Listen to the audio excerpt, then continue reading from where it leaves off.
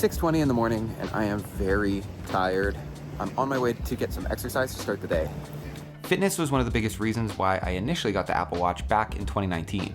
I became obsessed with closing my rings every day, and a lot of times that meant going for an extra walk to make sure that happened. A great starting place for activities is Apple's built-in workouts. There's a whole bunch to choose from. However, I find if you're doing a more specific exercise like lifting weights or running, you may want to use an app designed specifically for this activity. So when I'm exercising, I use an app called Heavy. It shows me the entire workout plan on my watch. It also shows me how much to lift and how many times, as well as the rest time in between all of that. And with this, I wouldn't need to bring my phone into the gym. I could do pretty much everything from my watch. However, I do bring my phone in and track stuff on my watch, sometimes on my phone, and the two sync together really seamlessly. I've been trying to improve my running, and it's been extremely useful to see my pace, my heart rate, the distance that I've ran, pretty much all of the information that I need right on my wrist. Now, is this information accurate? I'm not sure. It's accurate enough against my previous data, so I'm happy enough with that. I am gonna take a quick shower and we're gonna charge the watch. It is currently at 66%. So that was about 10 or 15 minutes and just took the watch off the charger, and it is now at 85%. As somebody who lives in a climate that requires me to wear long sleeves or a jacket most of the year, I realized that an Apple Watch and long sleeves are not friends. I either need to stretch and pull the cuffs on my jacket to get at my Apple Watch, or just be okay with not looking at the watch while I'm outside. So today I'm working on writing some short form videos and editing a long form video that I shot for Moment yesterday. And this afternoon, I'm gonna try and shoot some of these short form videos. So before I lock in and get some work done, let's see how sleep went. Not great. 6 hours and 20 minutes. I mean, it looks like the night before I got 8 hours, so this isn't that great. I did go to bed at 11:30-ish, and I did wake up this morning at about 6-ish, so that seems fairly accurate. Did I actually wake up at these times it's saying? I don't know. I don't remember, but it looks like it'd be great if I could get to bed a little bit early this evening. The past few years, I've been logging every single liquid that I consume in the day, and this has helped me drink more water consistently over time. So I've been using an app called Waterminder, and I have a shortcut for it on the home screen of the Apple Watch. So anytime I have a drink of water or any other liquid, I just log it from there. It's really quick and easy, a lot quicker than the cell phone version actually. I find one of the only ways I can actually get stuff done in the day is to set a Pomodoro timer. So I set that up on my phone, and I start a 20-minute timer. And my watch also shows that same timer in the Smart Stack.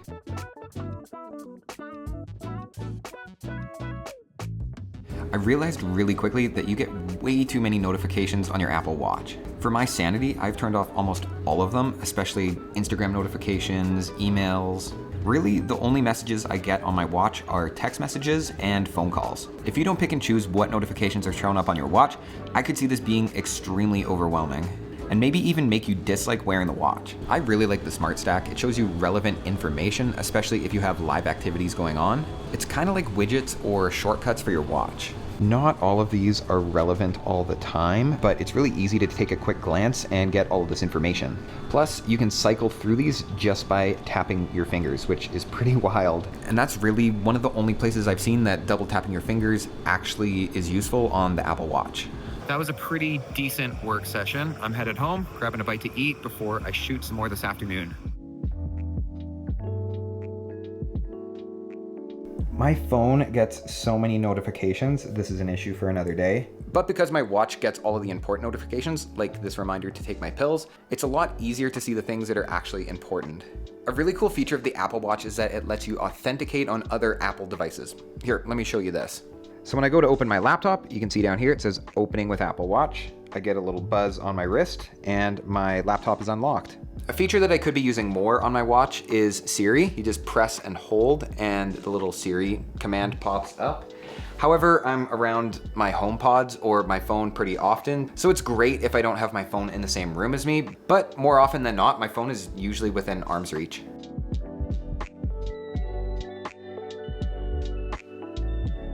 If and when I get a phone call, I don't know about you, I don't get that many phone calls. My diffusion just fell off the window. Looks like that was actually doing something. If and when I get a phone call nowadays, the watch buzzes and lets me know who is calling. This is really handy if my phone is in the other room, which it usually isn't. I can also take phone calls on the watch. I've literally never done this. I've seen people do it all the time on YouTube, but the phone's always with me. So it's a late afternoon, and usually by this point in the day, my watch will give me a reminder to stand up. I have been standing for the past few hours, so I haven't got this. I like these notifications. They're a good reminder to just stand up, stretch my legs, or even go for a walk. Usually when I go for walks, I listen to podcasts, and if possible, I don't want to bring my phone. Ideally, I could listen to the podcast straight from my watch. However, I haven't had good luck downloading the podcasts to the phone, at least in the app I use, which is Overcast. So sadly, the majority of the time, I'm bringing my phone on walks. I stand corrected. Actually, all of the podcasts that are on my Coming Up Next playlist say that they're downloaded to my watch. So maybe I could go for a walk with just my watch and my AirPods. It's also 4:37 and my watch is at 49%. The Apple Watch that I've been using for the past few years is the Apple Watch Series 9. And I usually keep my Apple Watches for a couple years before I upgrade. I don't always need the latest and greatest because I don't find that there's that much of an upgrade between each iteration. Until this last upgrade, I've been using the 40 and 41 millimeter size. However, when I got the Series 9, I got the larger watch face. I think it's the 45 millimeter. I used to think this looked too large on my wrist, but I've actually been enjoying it. It's almost dinner time, and tonight I'm cooking warm broccoli Caesar salad with shrimp. Set timer for 20 minutes called oven. There we go, the timer is going off. Sometimes when I'm cooking, my hands are kind of dirty from the stuff that I am cooking with, and I've always tried to double tap and use this double tap feature, and it doesn't always work. It worked this time, but it's not always as reliable. Here's another timer going off. Let's see if this one's as reliable with the tapping. Okay, well, 2 for 2. That one wasn't as good. Let's talk about watch faces real quick. I think the watch face is one of the most important parts about the watch. I mean, that's what you see the most when you're looking at your watch. I have not found the perfect watch face.